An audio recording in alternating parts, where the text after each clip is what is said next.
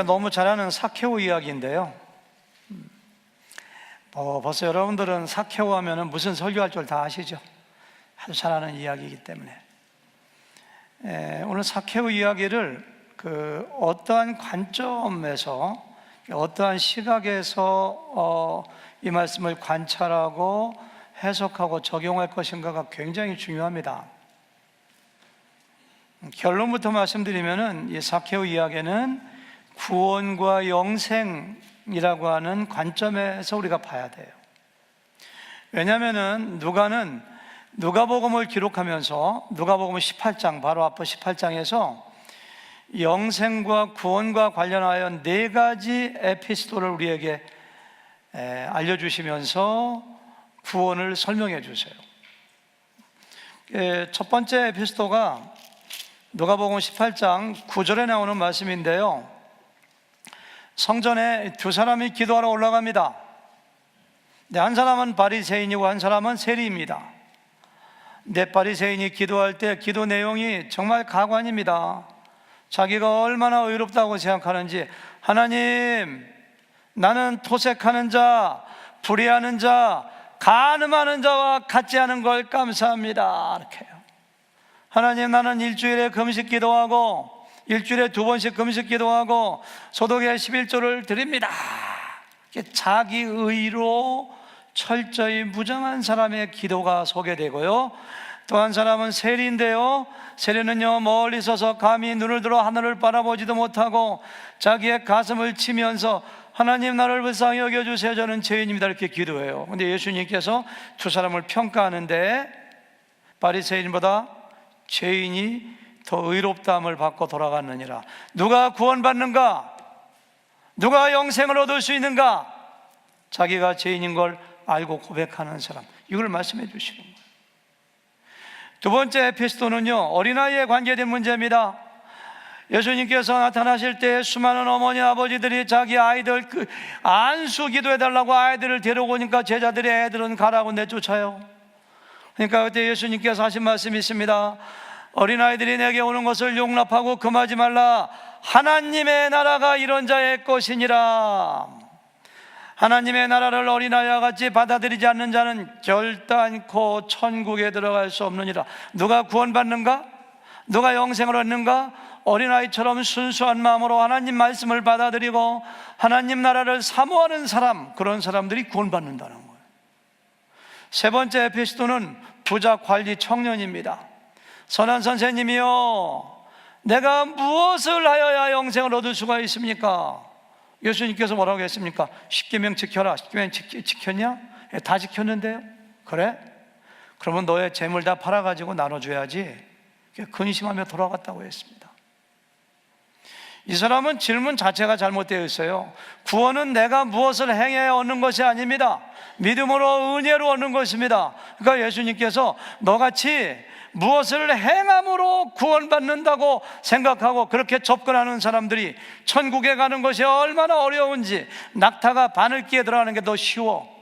이건 일반적인 부자를 이야기하는 것이 아니라 여기 나온 이 부자 청년처럼 무엇을 행함으로, 행위 구원으로 구원받으려고 하는 사람이 구원받는 것이 얼마나 어려운지에 대한 답변이 예수님의 답변입니다.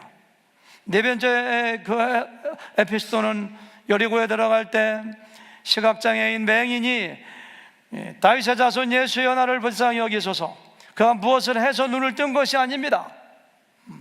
예수님이 누군가 알아봤어요. 다윗의 자손이라는 것은 예수님의 메시아라는 거예요. 하나님의 아들이라는 거예요. 나를 불쌍히 여겨주세요 라고 간구했을 때 자기가 무슨 일을 해서 구원받은 게 아니에요. 하나님께서 눈을 뜨게 해주셨어요.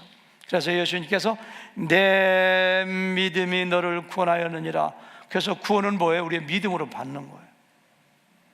누가는 이와 같은 일련의 에피소드를 통해서 우리가 어떻게 구원받고 어떻게 영생을 얻을 수 있는가를 계속 말씀하시면서 마지막 에피소드가 바로 삭개오가 구원받은 거예요. 삭개오가. 그러니까 삭개오같이 하면 구원받는 거예요. 그러니까 그런 의미로, 그런 시각에서 오늘 말씀을 바라보면은 정말 이해하기가 쉽고 구원에 대한 분명한 주님의 메시지를 우리가 받을 수가 있어요. 삭개오가 어떤 사람인가? 1절 2절을 다시 한번 읽어볼까요? 다 같이 1절 2절 시작. 예수께서 여리고로 돌아가 지나가시더라. 삭개오라 이름하는 자가 있으니 세리장이요 또한 부자라. 계속해서 부자 시리즈입니다. 18장에 나온 사람은 10계명을 다 지켰으니 정말로 정의로운 부자입니다. 누구의 물건을 토색하지 않았습니다. 아버지에게 유산을 받았는지 벤처기업을 통해서 돈을 벌었는지 모르지만 굉장히 좋은 부자입니다. 근데 그 사람은 구원받지 못하고 돌아갔어.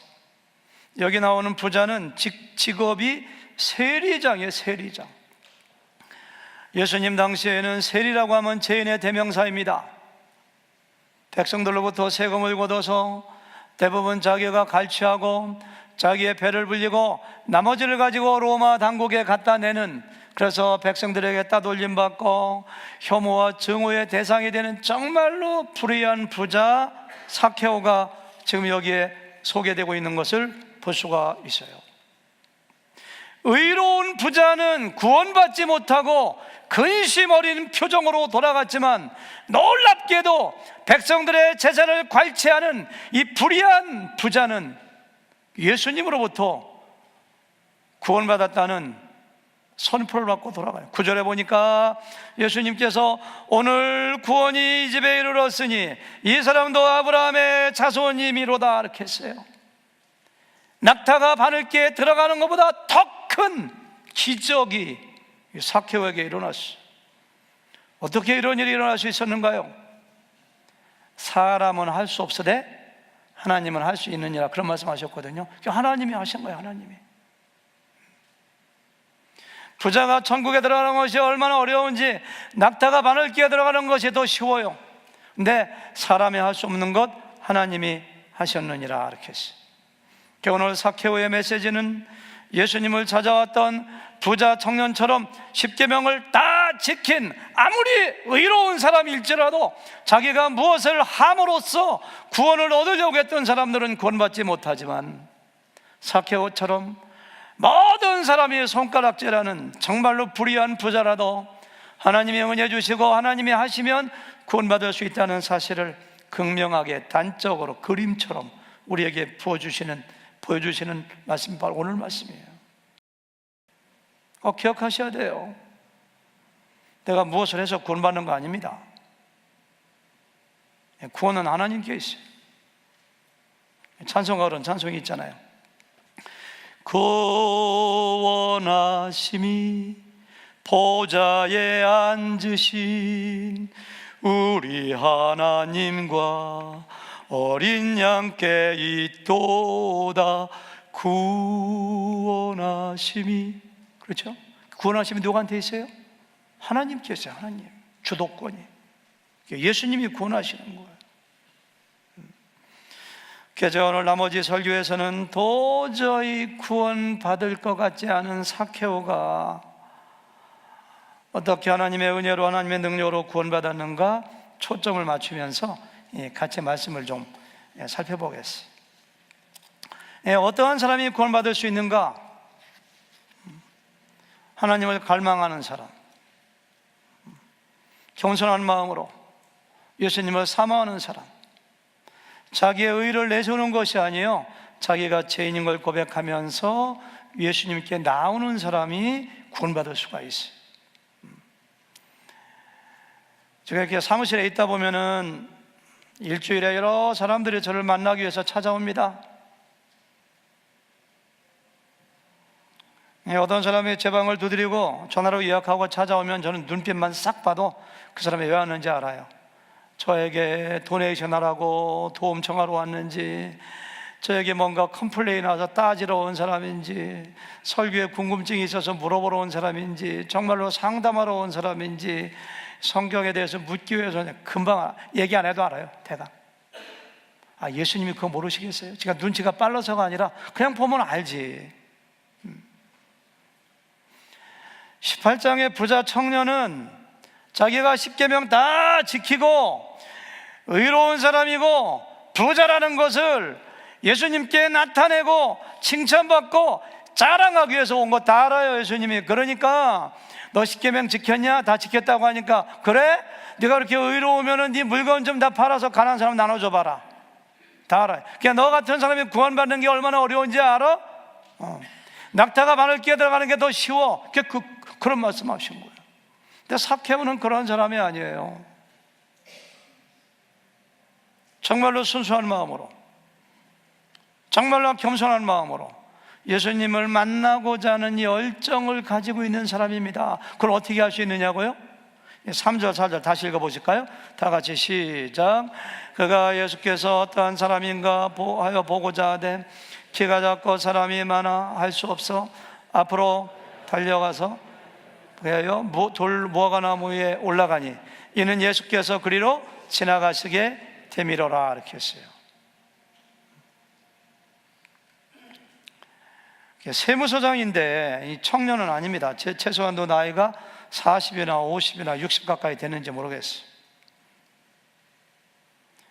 아무리 동네 사람들이 미워하지만은 명색이 세무서장입니다. 나이가 있어요. 예수님이 지나가신다고 하니까 가만히 보니까 도저히 키가 작으니까 예수님의 얼굴도 못 보겠어요. 그러니까 예수님이 오시는데 앞으로 막 달려갑니다. 한 100m쯤 앞에 달려가지고 그 큰 나무 위를 올라가가지고 한번 생각해, 얼마나 우스꽝스러운 모습입니까? 아이들이 골렸을지 몰라요. 따가운 시련이 있었는지 몰라요. 내 나무에 올라가가지고 예수님이 다가오기를 기다리는 삭개오의 마음 가운데는 예수님을 만나보기 원하는 간절한 열정이 그에게 있었다는 거예요.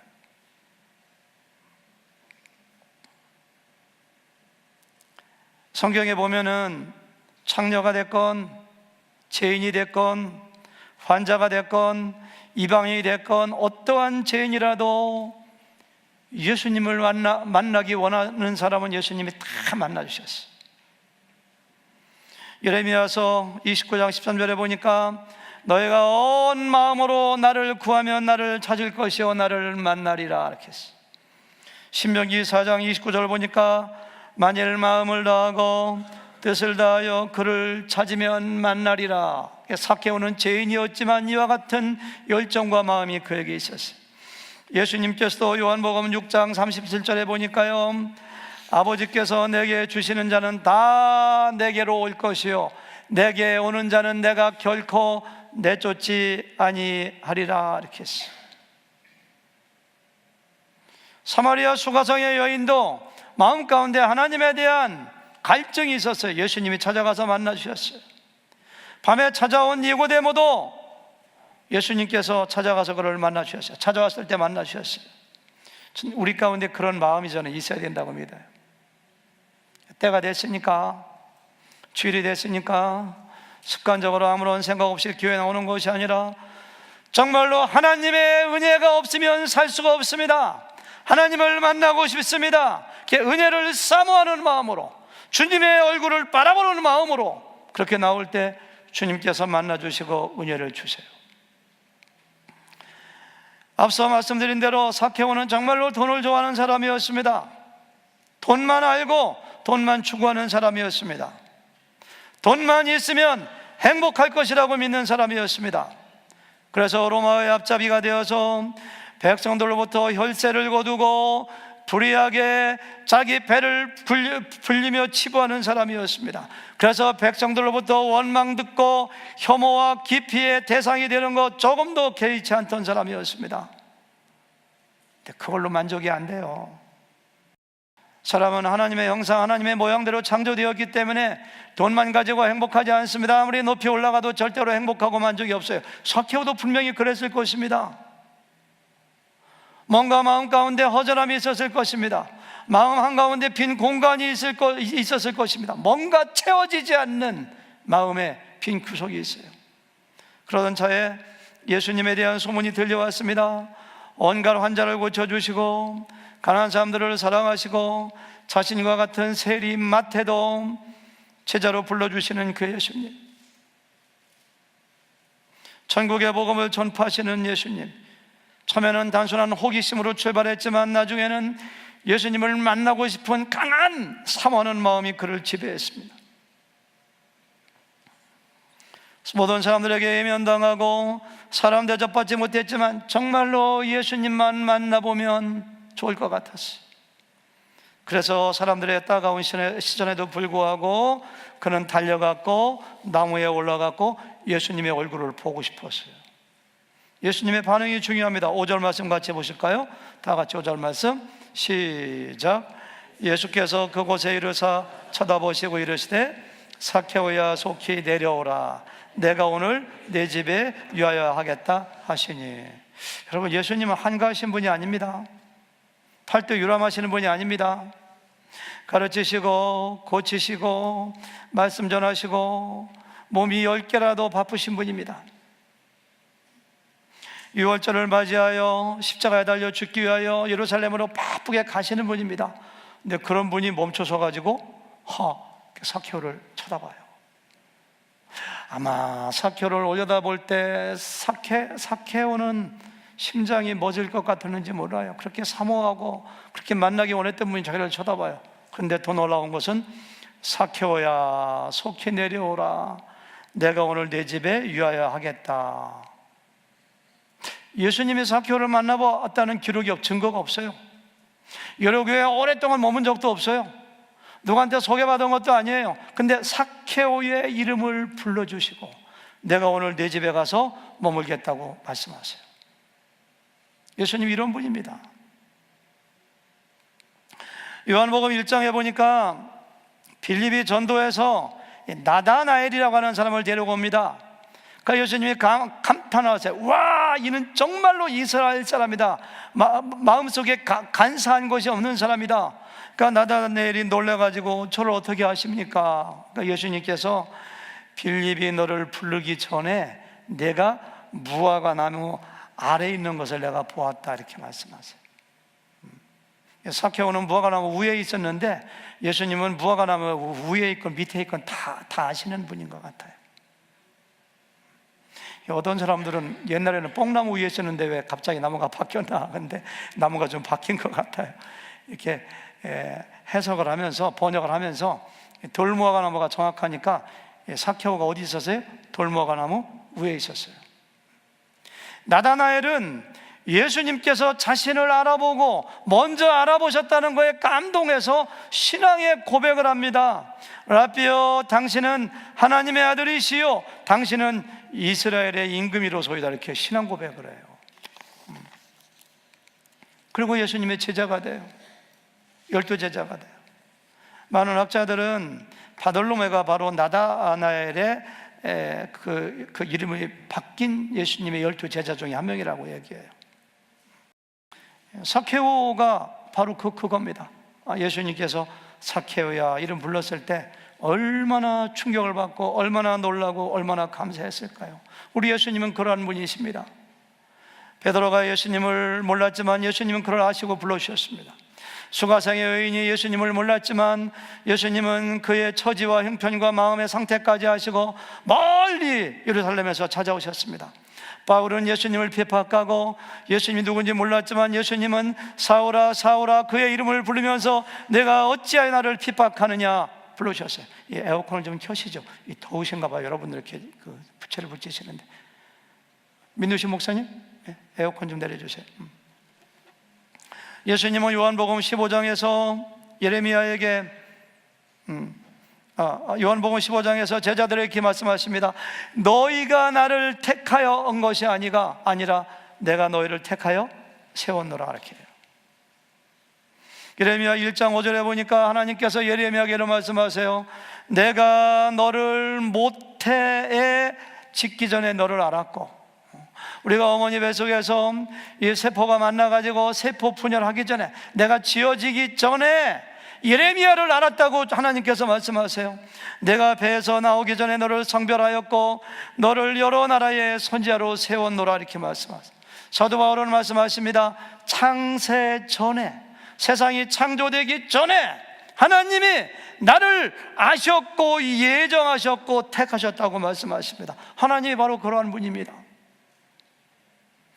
나의 아버지와 나의 어머니가 결혼하여 우연히 생긴 존재가 아니요, 어떤 사람들은 내가 어머니 뱃속에 있을 때 어머니가 나를 지우려고 했대, 그래서 많이 괴로워하고 힘들어하는 사람들이 있는데, 그런 거 모든 거에 관계없이 하나님은 세상이 창조되기 전에, 내가 어머니 뱃속에서 세포분열을 하기 전에 나를 미리 아시고 나를 선택하셨다고. 우리 한 사람 한 사람이 얼마나 소중한 존재인지, 삭개오는 말로도 할 수 없는 놀라운 가운데 예수님이 자기를 불러주시고 자기 집에 오시겠다는 그 사실에 그는 감격했어요. 많은 학자들이 오늘의 본문을 연구하면서 삭개오가 도대체 어떻게 변화되었을까, 그거에 대한 추측을 굉장히 많이 합니다. 저 이따가도 말씀드리겠습니다만, 오늘 말씀을 자세히 분석하고 연구해 보면 별로 궁금하지 않아요. 어쩌면 삭개오는 예수님께서 자기 이름을 불러주시고 자기 집에 찾아오셨을 때 이미 확 나다넬은 그거 하나 때문에 예수님을 영접하고 얘기했는데요, 그때 저는 이미 변화되었다고 했습니다. 하나님이 나의 이름을 불러주시고 나를 찾아오실 때 반응이 굉장히 중요해요. 짧지만 너무 귀한 말씀이기 때문에 6절 말씀 읽어보겠습니다. 다 같이 시작. 6절 시작. 급히 내려와 즐거워하며 영접하거늘.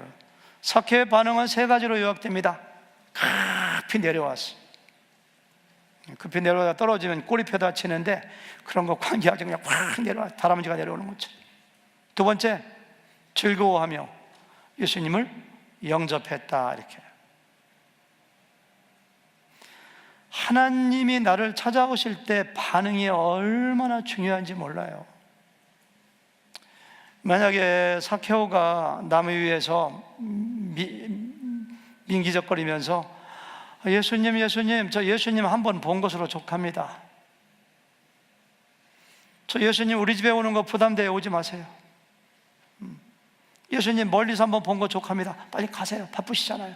이렇게 했다면은 그는 다시는 예수님을 만나지 못했을지 몰라요. 예수님은 강요하시는 분이 아닙니다. 믿음과 신앙은 억지로 되는 것이 아닙니다. 부자 청년이 모든 것을 팔아 가난한 사람 주라고 했을 때, 근심하며 돌아갔을 때 예수님은 부르거나 강요하지 않았어요. 억지로 되는 것이 아니에요. 만약에 삭개오가 예수님을 거부했다면 예수님은 가던 길을 가면서 멀리 언덕 사이에 오솔길로 사라지는 예수님을 삭개오는 바라봐야 됐을 것입니다. 다시 한번 예수님이 여리고에 온 적이 없습니다. 예수님을 만나지 못했을 거예요. 절대로 구원받지 못했을 것입니다. 예수님은 인격적인 분이기 때문에 인격적으로 예수님을 영접하고 만날 때 그 사람을 만나주세요. 우리가 예수님을 인격적으로 만났다고 할 때 그 말 가운데는 자발성의 의미도 포함되어 있어요. 어떤 사람이 유대인 랍비에게 물어봤습니다. 탈무드에 나오는 이야기입니다. 선생님, 내가 언제 회개하는 것이 가장 좋겠습니까? 랍비가 대답했어요. 당신의 인생을 마음껏 즐기고 죽기 전에 마지막 날 회개하십시오. 유대인 다시 물어봤습니다. 제가 언제 죽을지, 제 마지막 날이 언제인지 모르는데 어떻게 할 수 있을까요? 그것은 나도 모릅니다. 당신도 모른다면 지금 당장 회개하십시오. 그랬다고 해요. 여러분이 만약에 누구에겐가로부터 복음을 듣는다면 그때가 회개할 때입니다. 여러분이 복음의 설교, 복음의 메시지를 듣는다면 그때가 바로 급히 내려와 즐거운 마음으로 예수님을 집으로 영접했던 것처럼 그때가 바로 예수님을 영접할 시간입니다. 내가 복음을 언젠가 또 한번 들을 수 있는 기회가 있다고 장담할 수 있는 사람이 누가 있겠습니까? 만약에 지금 이 순간이 복음을 들을 때 복음을 들을 수 있는 마지막 시간이라고 여러분들이 생각한다면, 내가 다음에 예수님 만나지, 다음에 예수님 영접하지, 어떻게 그렇게 말할 수가 있겠어요? 지금이 마지막 시간일지 몰라요. 삭개오의 위대한 점은 그가 바로 예수님을 급히 내려와 즐거워하며 영접했다는 거예요. 예수님께서 삭개오의 집에 머물겠다는 말씀은 온 세상 사람들은 삭개오를 정죄하고 죄인이라고 이야기하지만 나는 너를 정죄하지 않겠다는 메시지입니다. 그리고 너와 함께 교제하겠다는 메시지. 요한계시록 3장 20절에 보니까요, 볼지어다 내가 문 밖에 서서 두드리노니 누구든지 내 음성을 듣고 문을 열면 내가 그에게로 들어가 그와 더불어 먹고 그는 나와 더불어 먹으리라, 이렇게 했어요. 구원받는 사람이 해야 될 것이 딱 한 가지 있습니다. 음성 듣는 거, 문을 여는 거예요. 누구든지 내 음성을 듣고 문을 열면, 이렇게 했어요. 예수님은 문을 열지 않을 때 문을 박차고 부수고 들어오시는 분이 아닙니다.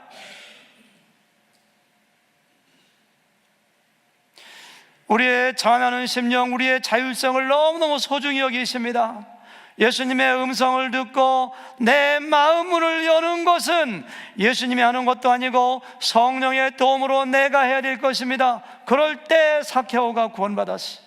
영접하는 자, 곧 그 이름을 믿는 자들에게는 하나님의 자녀가 되는 권세를 주셨으니, 이렇게 했습니다.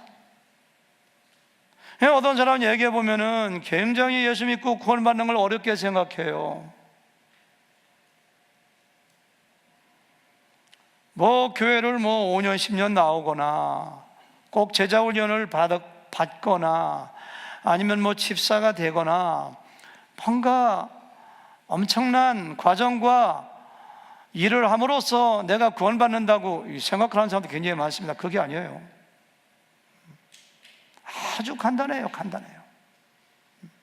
내가 예수님 믿습니다. 제가 설교 들어보니까, 복음을 들어보니까, 성경을 보니까 정말 예수님은 하나님의 아들이시네요. 예수님 십자가에서 나 위해서 죽으시고 부활하셨네요. 제가 그 예수님 믿습니다 라고 마음으로 믿고 입으로 고백하면 그 순간 내 집에 구원이 이르렀도다. 내가 구원받아, 너도 아브라함의 자손이다. 이렇게 예수님께서 선포해 주시는 거예요. 혹시 우리 가운데 지금 여러분들은 다 지금 삭개오처럼 나무에 올라와 있는 사람입니다. 지금 다 주님 만나려고, 주님의 은혜를 사모하고.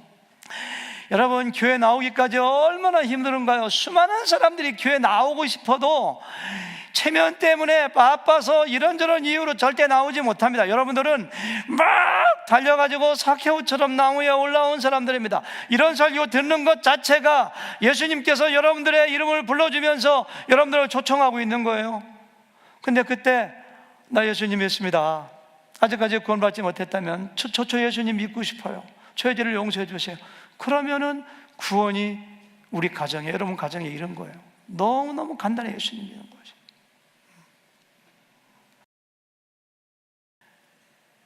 저는 삭개오가 달려가고 나무에 올라가고, 이게 교회 나오는 거죠. 복음 듣는 거죠. 그러고서 예수님이 삭개오야 내려와라, 내가 너희 집에 들어갈게. 그건 예수님이 구원시키겠다는 얘기예요. 정죄하지 않고. 그때 급히 내려와 즐거워하며 예수님을 영접했다라고 하는 것은 우리가 영적으로 어떻게 예수님을 믿고 구원받는가를 동영상으로 보여주는 하나의 그림입니다.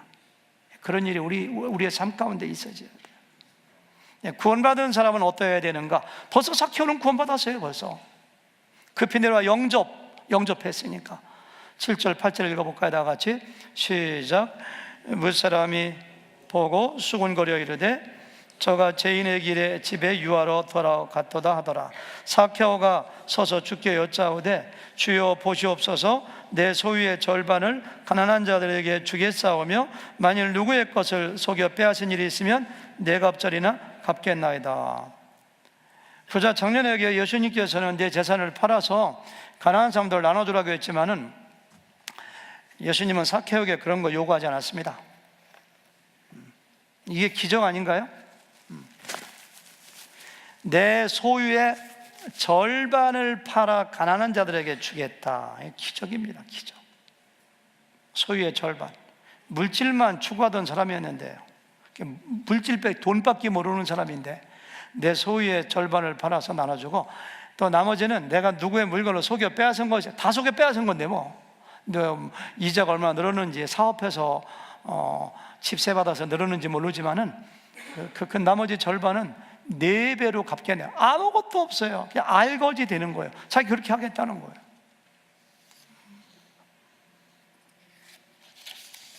삭개오를 이렇게 변화시킨 것이 무엇일까? 저 이 말씀을 묵상하면서 그거 계속 물어봤어요. 삭개오를 변화시킨 것이 무엇일까? 우리 김선호 집사님.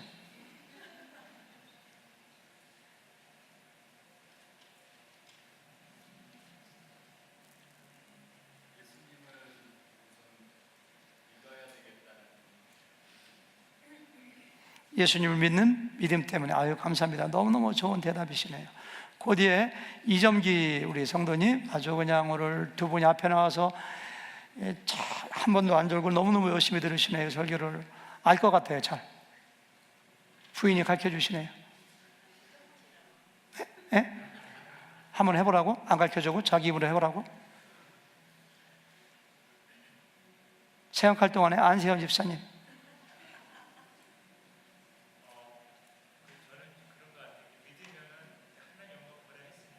예? 믿음 때문에 변화되는 거예요. 최원일 집사님. 예? 예? 죄인인데, 죄인인데 구원받았기 때문에. 우리 신태영 집사님 27년 동안 제자훈련을 우수한 성적으로 졸업하셨는데 한번 얘기해 보세요. 예수님 영접했기 때문에. 다 정답입니다. 대단하네요. 하늘교회 성도입니다. 저는 2주일 동안 묵상해도 몰랐는데 여러분들은 어떻게 잘하세요 정말. 저는요 이렇게 생각했어요.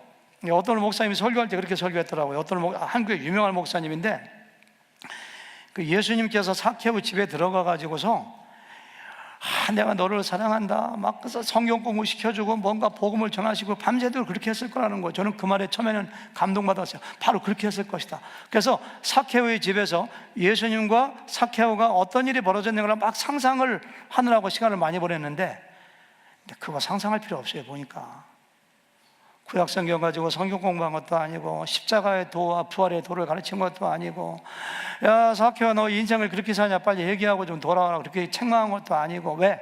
성경이 그거에 대해서 침묵하고 있으니까. 그거 알라고 하지 말라는 거예요. 성경은요.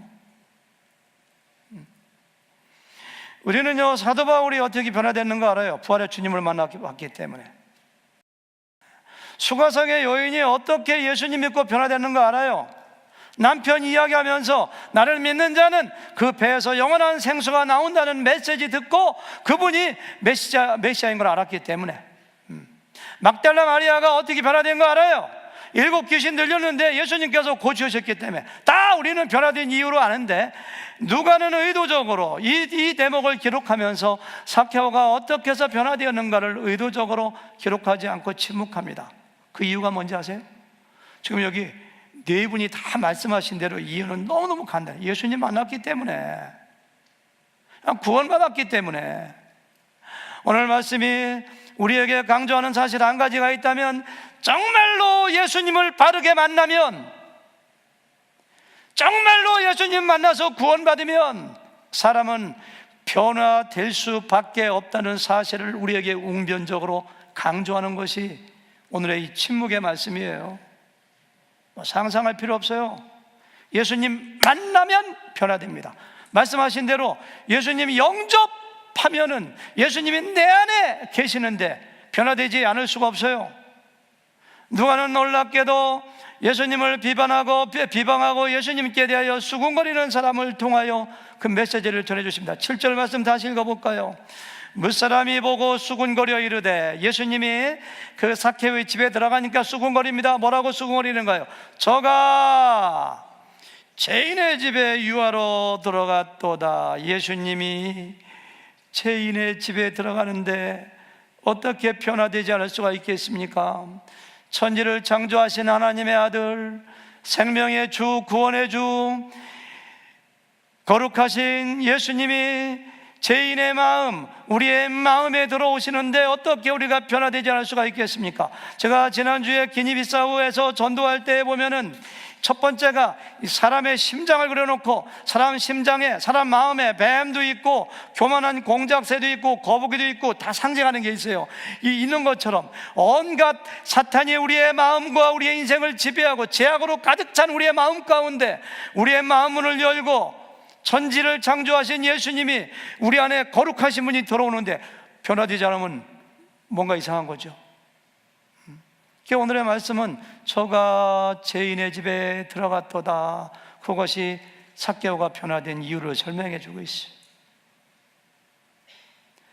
여러분이 정말로 예수님을 나의 구주와 주님으로 영접했는가요? 그리고 구원받으셨는가요? 증거 좀 얘기해 보세요. 그 증거가 뭡니까? 증거에는 두 가지가 있습니다. 한 가지는 내적 증거이고 한 가지는 외적 증거입니다. 여러분이 누군가로부터 구원받은 증거를 이야기하라면 분명히 얘기해야 됩니다. 나는 예수님을 영접했기 때문에.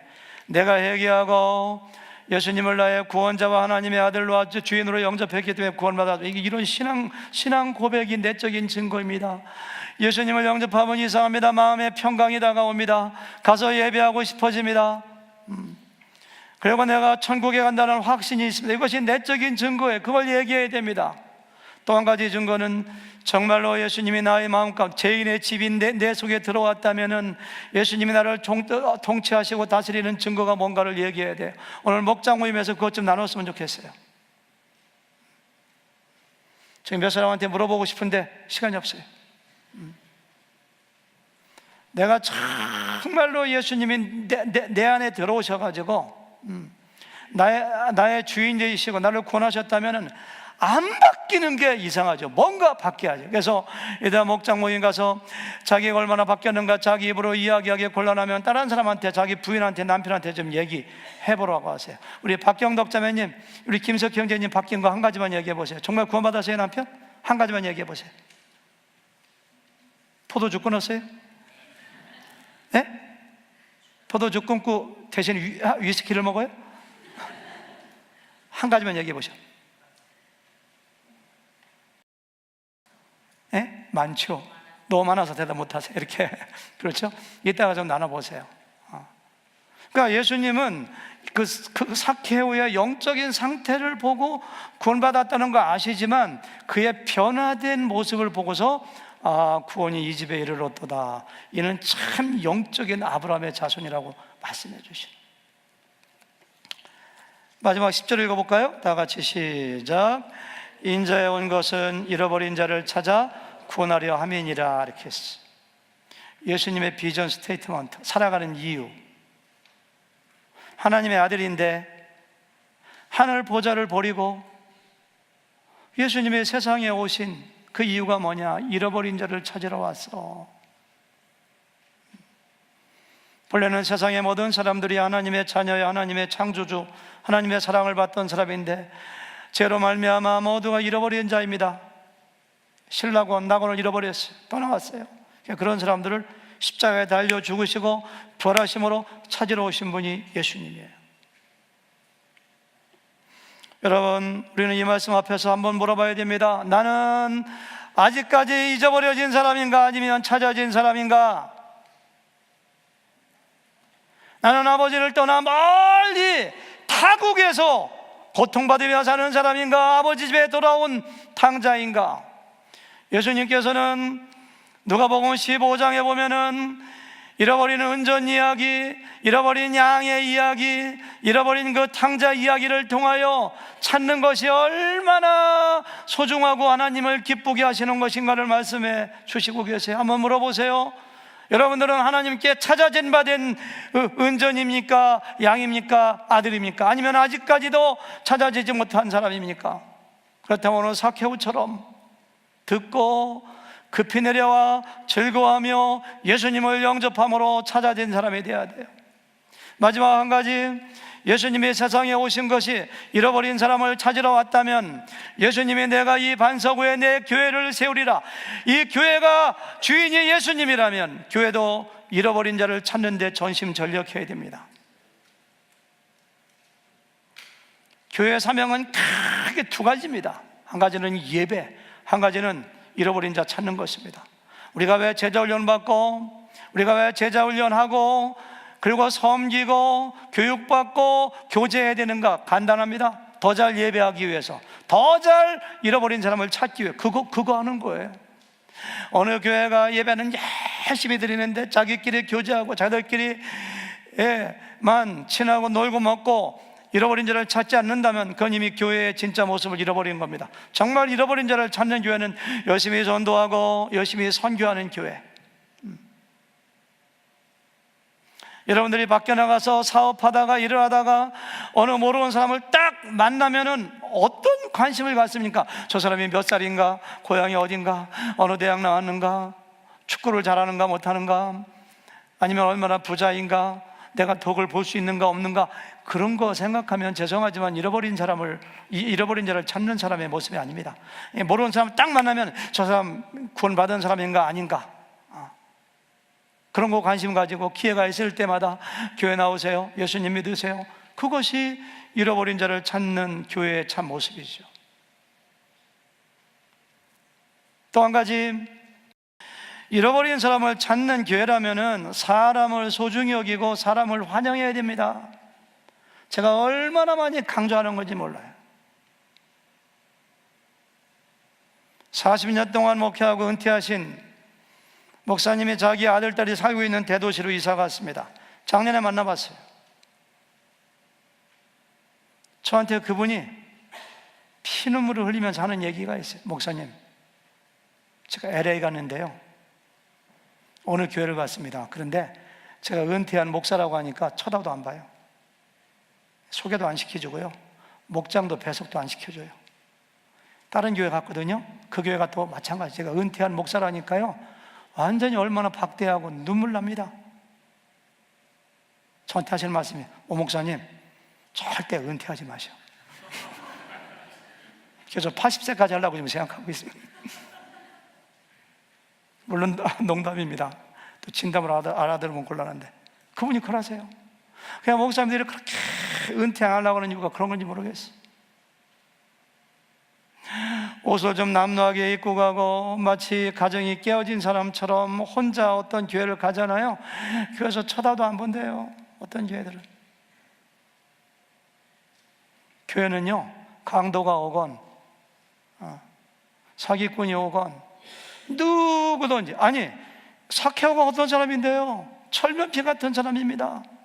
도저히 변화될 것 같지 않은 사람입니다. 구원하고는 관계가 없는 사람 같아요.